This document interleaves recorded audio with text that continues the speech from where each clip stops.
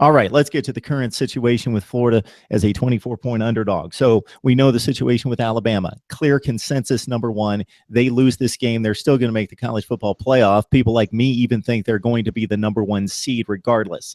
So Nick Saban at his weekly press conference gets hit with the question, does this game really matter? You can lose and still make the playoffs. Isn't that what really matters?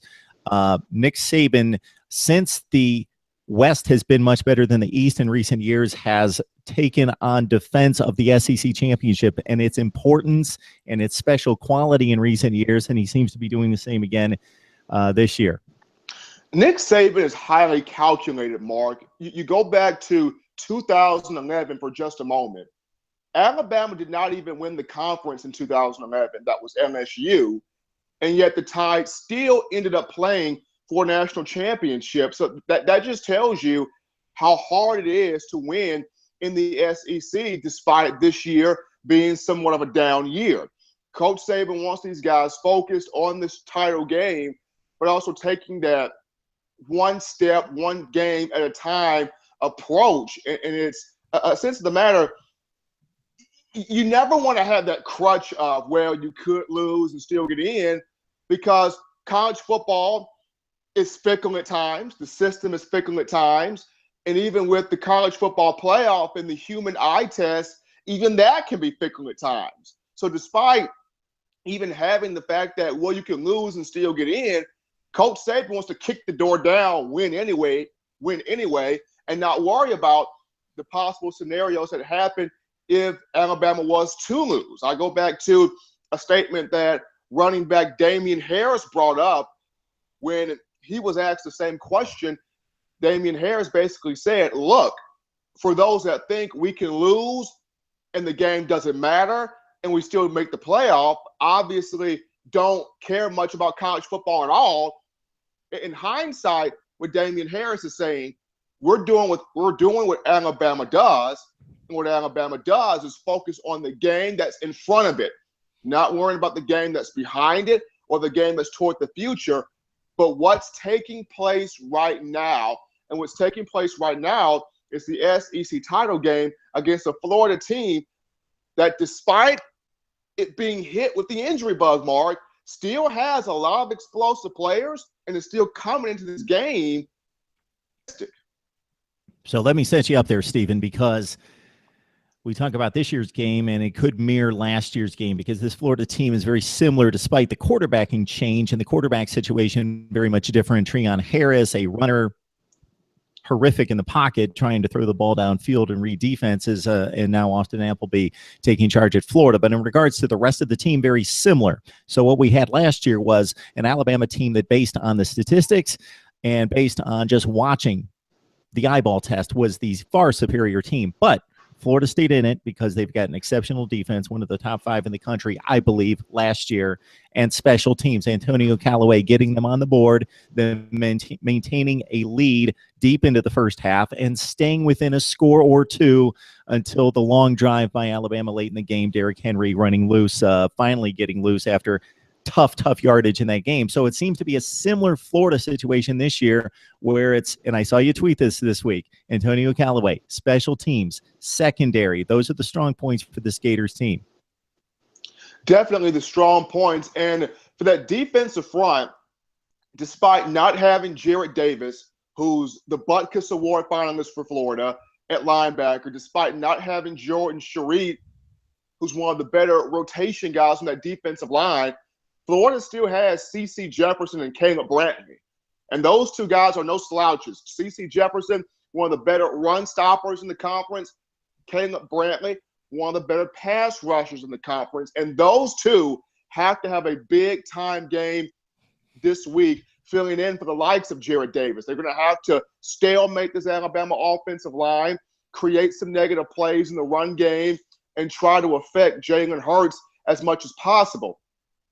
And that defensive secondary, this is probably, aside from LSU's Jamal Adams and Tre'Davious White, of course, USC with Adoree Jackson, this is probably the most athletic, keen, ball-hawking secondary Jalen Hurts will face all year, with Jalen Tease Tabor at cornerback. Tease Tabor, 9 career interceptions, 4 this season. You have Marcus May, Quincy Wilson, and Martrell Harris. These guys combined for about 10 of Florida's 13 picks. This Florida defense has given up a completion percentage of just 45.8. Very stingy. You're going to have to really complete some passes against the secondary because they challenge each throw. They challenge each pass. They are physical. They bump and run. They press hard. They jam. They love to reroute receivers. And there's nothing better that Jeff Collins, a defensive coordinator, would love more than to frustrate, reroute the likes of Calvin Ridley, Ardarius Stewart, Garrett Dieter, and force Jalen Hurts, or bait Jalen Hurts, as I should say, into some very difficult throws. I so wish, Stephen, that Florida would have knocked off Florida State last weekend. Couldn't get the job done because had the Gators been able to do that, despite being lowly ranked most of the season, lowly regarded, not talked about in the college football playoff, it would have been right there for them possibly to make that leap with consecutive wins over LSU, Florida State, and Alabama to the college football playoff. So that's out the door, but they can pull off the major upset, win the SEC, and send Bama to the college football playoff, hurting without a conference championship. And if you're fans and analysts like ourselves, this SEC championship, a conference championship, still means something. So let me ask you this one. How does it play out? How does it play out for Florida? In terms of this game, how's this game going to play out? How's this game going to play out? It starts basically number one for Alabama. How do you attack the Florida defense? Do you run the football knowing that there's no Jarrett Davis, there's no Jordan Sharif? Do you establish your offensive line and the run game early? Or do you tease Tabor in the secondary with passes downfield? We're not talking about the jet sweeps. We're not talking about the bubble screens. We're not talking about the shovel passes. We're talking about more downfield, testing the middle of that defense, timing routes, fade routes, post patterns. What does Alabama do first? And do they do it consistently?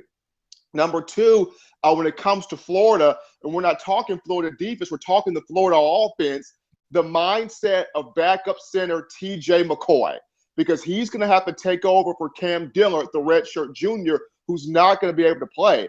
Can TJ McCoy get the timing down for the snap count? Will he be able to block at the point of attack and give Austin Appleby a chance? Because this kid's got an arm.